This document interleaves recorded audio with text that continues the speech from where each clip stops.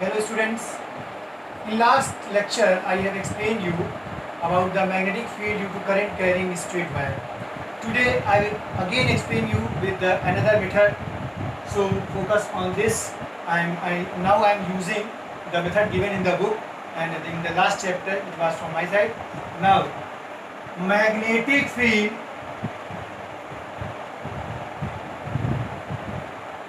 due to long current carrying wire. This is our topic. See the diagram. This is long wire. Suppose this is the point where we have to find out the magnetic field. This is perpendicular distance capital R. This is element of the wire DL. Now this element is actually very small. This is not like this, but to explain the diagram I am taking the length like this, but this is consider this is very small. Now suppose this element is making at this point making angle d phi. This angle is d phi. This element is making angle d phi. We have formula B is equals to mu naught by 4 pi integration of I dl sin theta upon r square. What I have explained you earlier, that in this integration only one variable should be there and all other must be constant. Then for that we will replace this dl, d sin theta, small r, everything by phi and capital R, because capital R is constant and phi we are taking one variable inside the integration. For that we are taking this, suppose this element is AB. We are drawing a normal over here. This is normal M. This is normal M. Now this angle, we know that this angle is theta. The angle between current and DL, current and R. The angle between current and R is theta. This angle is theta, then the inner angle will be pi minus theta. Because you can see this angle, total angle is pi. This is theta. This internal angle is pi minus theta. Now see, this is the wire, this is the point, this is perpendicular distance, this is element DL, this element is DL, this angle is D phi. Now taking normal, this is N, this is AB, this angle is pi minus theta. In front of angle, this is perpendicular, this is base, this is hypotenuse. Now write sin pi minus theta. You know that sin pi minus theta is equals to sin theta. Sin pi minus theta from here, from this diagram. We are taking this angle, sin pi minus theta, in front of angle, this is perpendicular. Perpendicular AN upon hypotenuse DL. Then AN is equals to DL sin pi minus theta. Or AN is equal to DL sin pi minus theta is equals to sin theta. Then this perpendicular AN is DL sin theta. Now if we see this diagram, this is arc, this is radius, this is angle. Then we have a formula, angle is equals to arc by radius. Then this x is equals to r phi. In the same way, see here, this is angle d phi, this is arc, this is radius, this is small r. Actually this is very small, as I have already told you. This is very small, therefore there is no effect. This is small r. Then this is angle arc radius. Angle arc radius. Then d phi is equals to r an. I am writing here. Angle d phi is equals to r an upon radius r. Then an is equals to r d phi. An is equals to r d phi. And what is an from here? An is dl sin theta is equals to r d phi. Because I have explained you, perpendicular is dl sin theta. dl sin theta is equals to r d phi. Now we have formula Biot-Savart law, B is equals to mu naught by 4 pi integration of I dl sine theta upon r square. Now dl sine theta we can replace it by r d phi. Then substitute the value of dl sine theta is r d phi. We will have mu naught by 4 pi I integration of dl sine theta is r d phi. This is r square. R cancel. Now we have mu naught by 4 pi I integration of d phi upon small r. Now we know that small r is also variable, phi is also variable. There must be only one variable. For that we will replace small r by capital R. To remove small r by capital R, see this diagram. This is the point. This is perpendicular on the wire, and this is small r, and this angle is d phi. Okay, or this element dl is making angle phi. No, element is making angle d phi, but this in this triangle here this angle is phi. Then cos phi is equals to, from here cos phi is equals to base upon hypotenuse capital R by small r. Then small r is equals to r upon cos phi. Then if we replace small r by capital R, here we will have only phi term, and capital R is constant. Then substitute the value of small r over here. We will have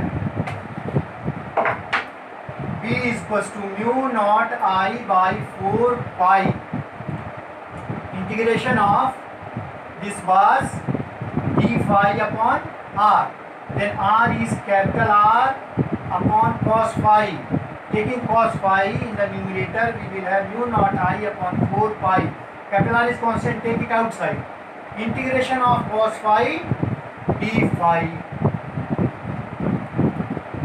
In the last derivation, what I have explained you in the last lecture, I have explained the further terms that how cos phi will become sin phi 1 plus sin phi 2, because minus phi 1 and phi 2. This you have to take the limit, and then you will get mu naught I by 4 pi r sin phi 1 plus sin phi 2. To see this derivation, see the last lecture. Okay. Then the magnetic field due to state wire is B is equal to mu naught I by 4 pi r sin phi 1 plus sin phi 2. Now I will explain you how to find out the direction of magnetic field. There are few rules. This is called Fleming's left hand rule. According to Fleming's left hand rule, stretch your fingers like this.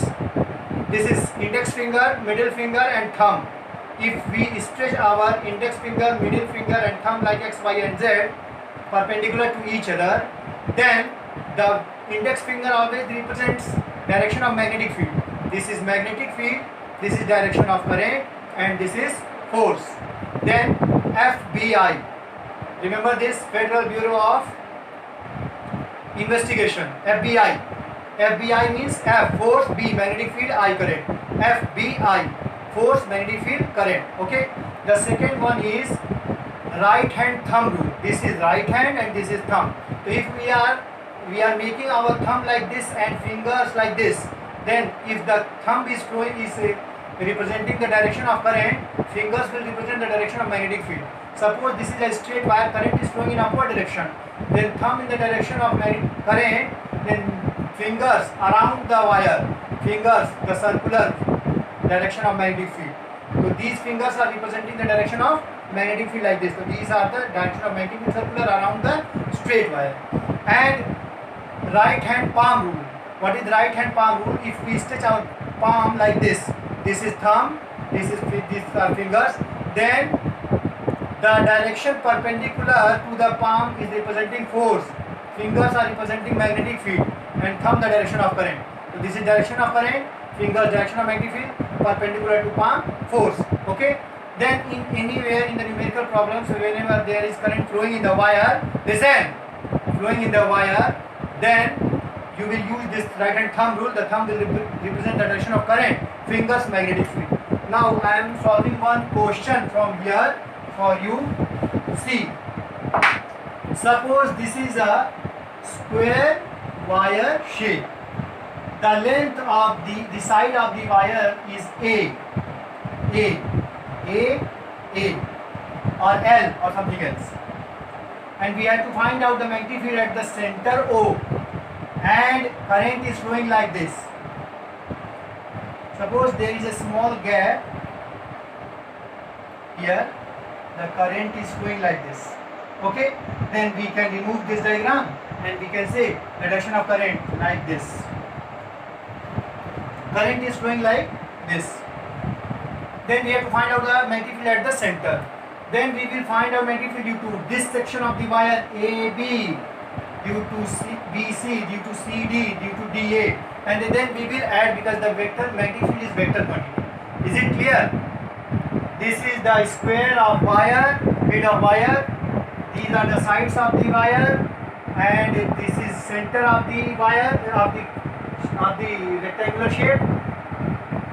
So this is square shape. This is center of the square, and we have to find out the magnetic field at the center. Then this is a straight wire. If we draw a diagram like this, and this is normal, we know that this angle is 90 degree because these are intersecting at the diagonal, are intersecting at right angle. Then this total angle is 90 degree. This angle will be 45. This angle will be 45. Clear? What is this perpendicular distance? If this is A, this is A by 2. This perpendicular distance is A by 2. Okay, this distance is A by 2. Then use the formula for magnetic field due to straight wire. B is equals to mu naught by 4 pi I. Mu naught I by 4 pi R. 4 pi R. Mu naught I by 4 pi R. Sin phi 1 plus sin phi 2. Now what is capital R? Capital R is perpendicular distance of the wire from the point where we are going to find out the magnetic field. We are going to find out the magnetic field at the center. The perpendicular distance is, this distance is A. Then this is half of A. This is small a by 2. Then mu naught I by 4 pi A by 2. Now what is this angle? 45. 45. Then sin 45 plus sin 45. So this is magnetic field due to one segment. Now what is the direction of magnetic field? Use the right hand thumb rule. Thumb in the direction of current. Magnetic field inwards of the paper board. Then magnetic field inwards. If we take AD, magnetic field inwards. If we take DC, thumb in the direction of current, magnetic field inwards. If we take CD, current, thumb in the direction of current, magnetic field inwards. Then you can see due to all these segments the magnetic field is inwards. Then B1, B2, B3, B4 all will be added up. Then the net magnetic field is B is equals to B1 plus B2 plus B3 plus B4.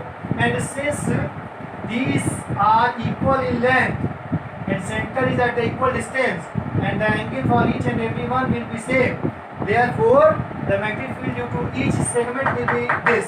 Then 4 times of magnetic field due to 1. B is equals to 4B1 or 4 into mu naught I into 2, this 2 upon 4 pi A. Sin 45 is 1 by root 2. 1 by root 2 plus 1 by root 2. Simplify this and you will get the answer. In this way you will solve the numerical problems. Thank you.